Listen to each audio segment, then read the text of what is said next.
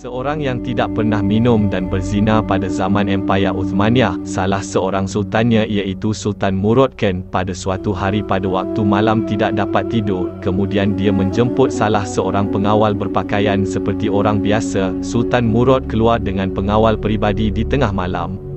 Dengan memakai pakaian biasa tiada orang mengenalinya mengajak pengawalnya ke tempat maksiat. Sultan Murod bersiar-siar bersama pengawal peribadinya, sehingga di tengah perjalanan dalam kegelapan malam dia ternampak susuk tubuh seseorang terbaring di tepi jalan tanpa dihiraukan sesiapa. Kemudian Sultan menghampiri tubuh yang terbaring itu telah pun mati, serta-merta Sultan yang berpakaian biasa itu menjerit kuat, "Tolonglah orang yang terlantar di jalan ini, dia telah meninggal dunia, tolong angkat dan bawa ke rumahnya." Kemudian orang datang menghampiri mayat itu dan melihat, "Oh, si Fulan, dia memang penjahat." Lalu orang yang mengelilinginya segera pergi kerana mayat yang dilihat itu sudah biasa di kalangan masyarakat dan terkenal dengan kejahatannya.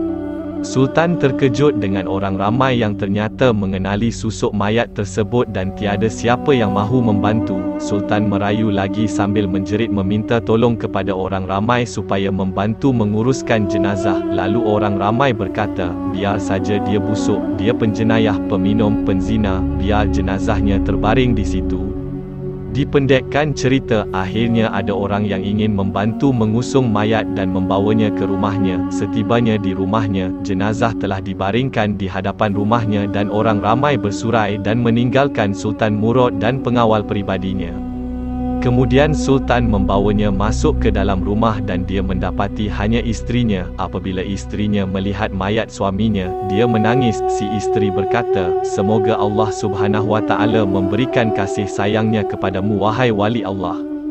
Terkejut Sultan mendengar kata-kata isterinya, "Wahai ibu, kamu kata dia wali Allah, walaupun semua orang kata dia penjenayah, pemabuk, penzina dan tiada siapa yang mahu membantu." Kemudian isterinya menjawab, "Saya sudah beritahu suami saya dari awal, tetapi dia tidak mahu mendengar.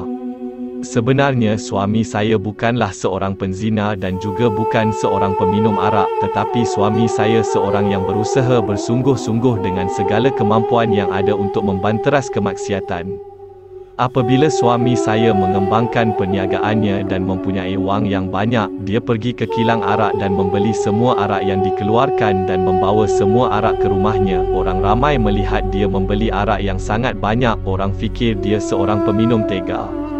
Walaupun suami saya tidak meminumnya, dia hanya membeli semua arak di kilang dan kemudian memusnahkan segala yang ada di dalam rumah dan kemudian berdoa, 'Ya Allah, inilah kemampuan saya untuk menghapuskan kemaksiatan.' Begitu juga apabila suami saya mempunyai wang yang banyak, dia pergi ke rumah pelacuran dan semua pelacur diberi wang dan memerintahkan semua pelacur itu pulang ke rumah masing-masing dan berdoa, 'Ya Allah, inilah kemampuanku untuk menghapuskan kemaksiatan.' Dan sudah tentu orang yang melihat suami saya pergi ke rumah pelacuran akan dikata sebagai penzina. Sebagai seorang isteri, saya berkali-kali mengingatkan suami agar tidak melakukan perkara sebegitu kerana nanti buruk namanya, orang akan menilai dirinya seorang pemabuk berat dan penzina. Nanti jika anda mati tiada siapa yang akan mendoakan jenazah anda.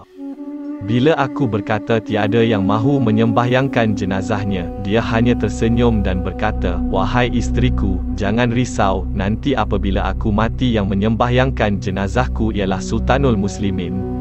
Sultan Murod yang mendengar terkejut dan air matanya mengalir di matanya dan berkata, "Wahai ibu, adakah anda tahu siapa saya?" Si ibu menggelengkan kepalanya. "Kebetulan malam ni aku gelisah, tak boleh tidur. Akhirnya aku keluar sampai terjumpa arwah suamimu.